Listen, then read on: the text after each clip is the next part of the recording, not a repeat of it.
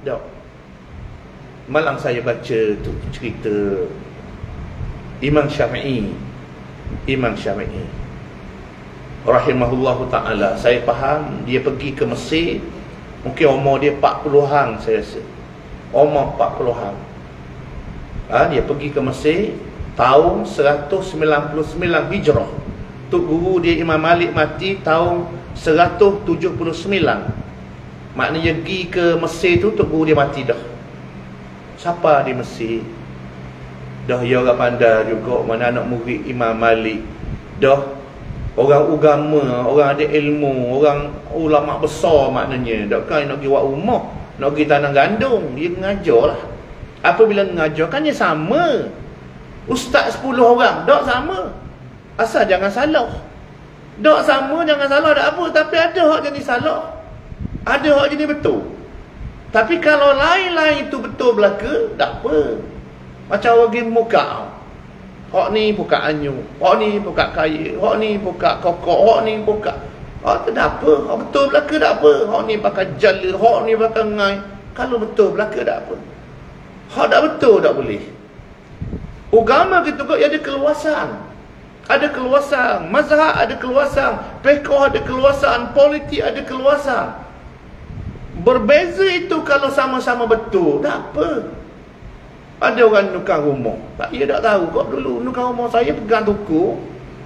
Kita buat gok ayam gitu, pasal wahi buat pagar, buat belok, mana dia dak tu ni. Saya pegang kat ni, dekat dengan ni, apa dia? Tuku macam ni tau. Kita pegang kat ni, tak.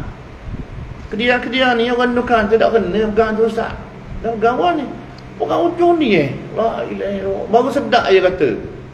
Baru kena molek paku, hayung untuk buat molek mungkin lah. Lah gitu pula. Dah kita baru teratas ni, payah juga nak jadi. Pasal kita pegang dekat dengan besi dia tu. Dia tu pegang ujung ni.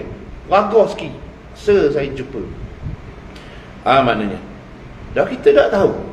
Yang kedua, dia kata papang tu hak jenis pecah. Hak penicah dia tu jangan paku lalu tajam. Kena ambil paku, katok dulu hak tajam tu.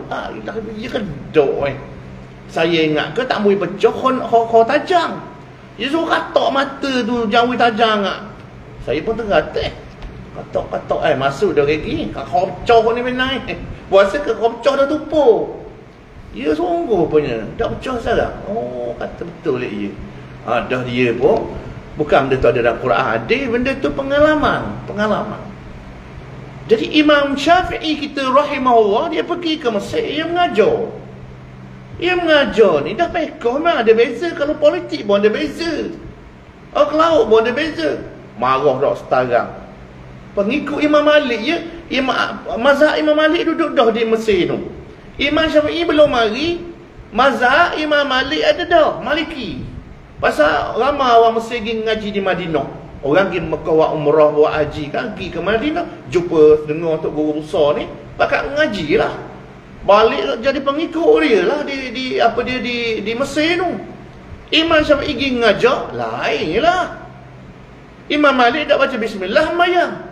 Imam Syafi'i baca bismillah. Jadi ngajar marah tu lagu ni dia kata lawan tok guru. Imam Malik ni mu lawan tok guru.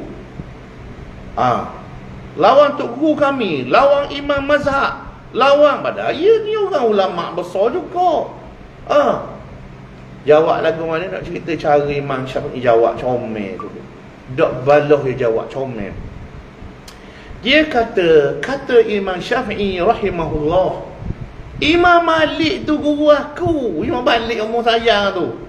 Mu kata tok guru mu kata aku lawan tok guru tu. Tok guru aku juga Imam Malik. Kalau tok guru lah. Baik jahat nak buat lagu mana betul salah tu.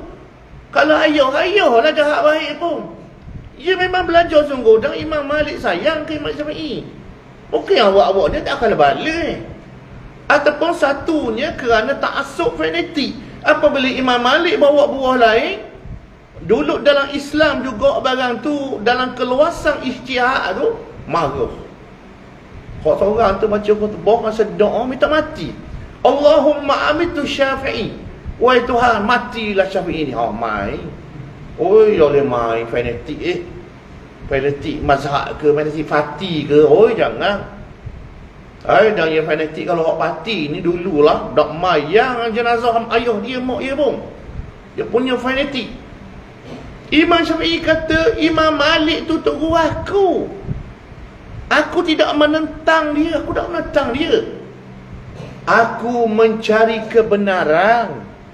Aku belajar, aku mengajar, aku mencari kebenaran.